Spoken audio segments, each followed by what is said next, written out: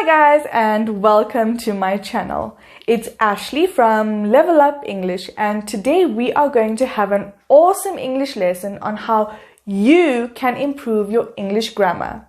Now, I've observed the thousands of students I've taught and most of them spoke fairly well.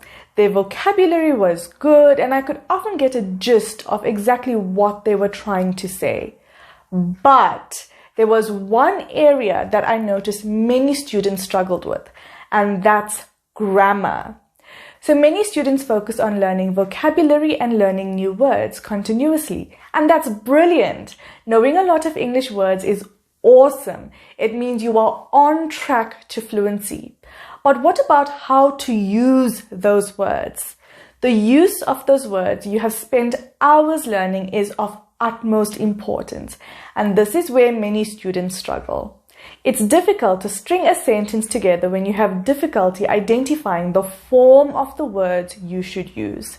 And so today I have decided to put a lesson together to help you improve your grammar and show you where you can start to improve your English grammar.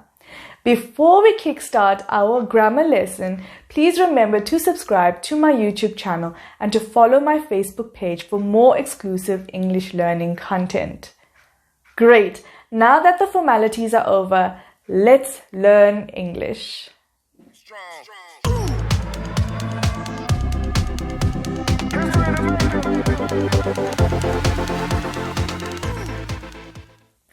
Our first grammar tip for today's lesson is to be careful of apostrophes.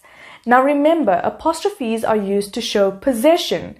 Example, Anna's computer, Jenny's cell phone, or Jack's house. These apostrophes show possession. A computer belonging to Anna, a cell phone belonging to Jenny, and a house belonging to Jack. Apostrophes are also used for contraction. So these are to join two words together to make it shorter. Like do not becomes don't. Will not becomes won't. They would becomes they'd, and so on. So please be careful of your use of apostrophes. Next we have another tricky one, and this is the use of articles. First, I just want to say, please don't be intimidated by articles. Articles include a, an, and the. Let's have a look at how you can identify which articles to use. If you are talking about something general, then we use a or an. Example, he called a plumber because it was not a specific plumber. We can say a plumber. Now, when we refer to someone or something specific, we use the article the. So if I were to call Bob the plumber, I would say, I am going to call the plumber. Let's look at another example. If I were going shopping to buy sunglasses and I hadn't chosen which pair of sunglasses I was going to buy, I would say, I am going to buy a pair of sunglasses. But if I knew exactly which pair of sunglasses I was going to buy, like the blue sunglasses with the black frame, then I would say, I am going to buy the sunglasses. The blue sunglasses with the black frame. It's specific. Now, that's just to give you a basic idea of articles. Let's get into it in more detail. Let's look at a and an. These are used in front of singular, countable nouns, or nouns that you can count. You would not use the articles a or an before uncountable nouns or plural nouns. Example, a cat, one cat, or an apple, one apple, whereas the is used in front of all nouns as long as they are unique or specific. It doesn't matter if these nouns are singular or plural. Example, the watch, or the rice, or the plumber. Okay, so that's simple enough. Now, how do we know when we should use a or an? So, if a noun starts with a consonant sound, then we use a. So, consonant sounds are like b, k, d, g, and so on.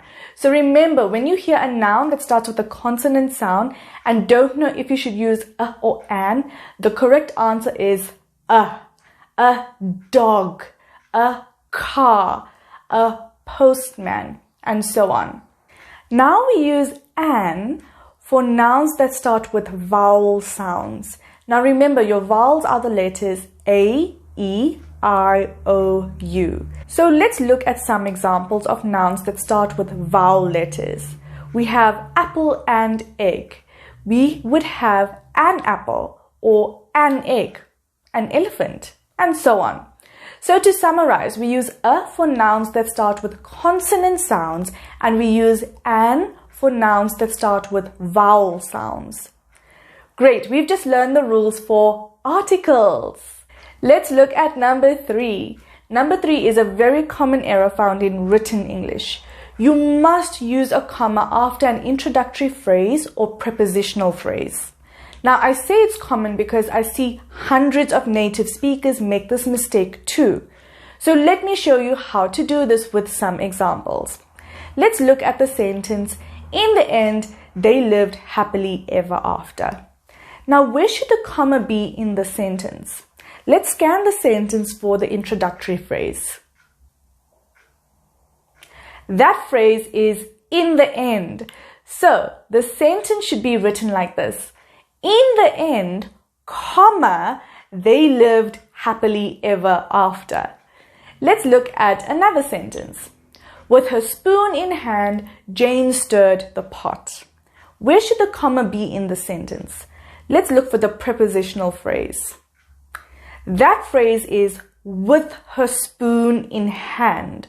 So the sentence should be with her spoon in hand, comma, Jane stirred the pot. Our fourth grammar tip for this lesson is for countable and uncountable nouns. Now, when should we use the words many, much, a lot, little, and few?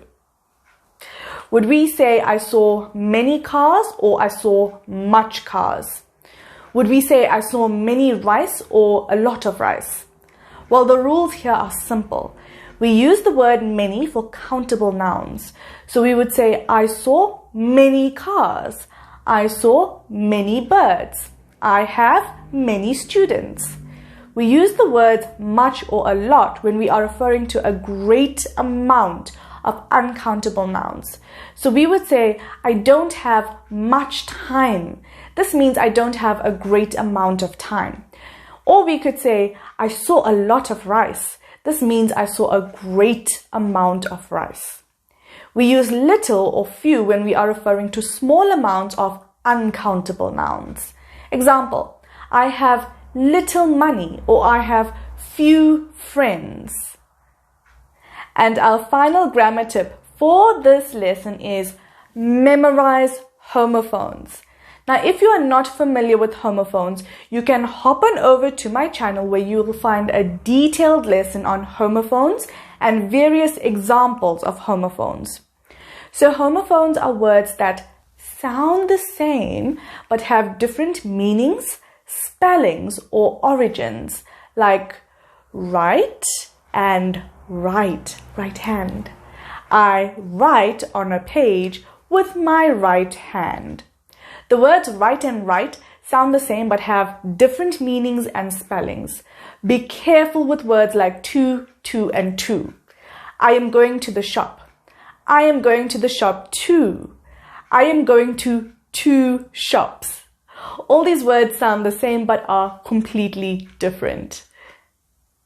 And that's it, guys. In our lesson today, we looked at 5 grammar tips to help you improve and get you one step closer to English fluency.